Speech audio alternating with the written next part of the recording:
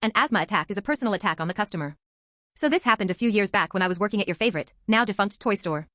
For some background, the store I worked in was very old, no air conditioning and the airflow was terrible. This specific day was a very humid and hot day. New England summers are humid, and I had been having issues with my asthma on and off. I had been working at the electronics desk, grabbing video games and just working as a general checkout. I grabbed some games from the lockup for a customer and headed back to my checkout desk.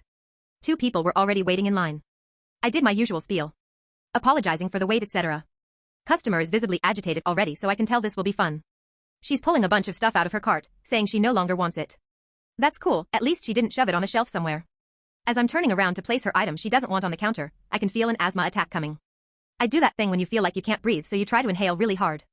She assumed I was sighing at her for not wanting her items. For real, don't care, I'm not closing, not my problem. This began the biggest freak out of the day. This woman starts yelling at me for being rude, saying it's my job to take her things she doesn't want and to be polite. As she's yelling, I'm now start to stress out, making my asthma worse. As she's still yelling at me, I sit down. That was apparently the wrong move. She decides that it's the final straw and saying, I'm not buying any of this, you need to learn how to treat customers. She did call corporate. I was talked to by my manager about it and explained the whole thing. She knew about my asthma, which was on video. My manager actually apologized for the customer, saying I never knew an asthma attack is a personal attack on a customer. I will never forget that line or that manager.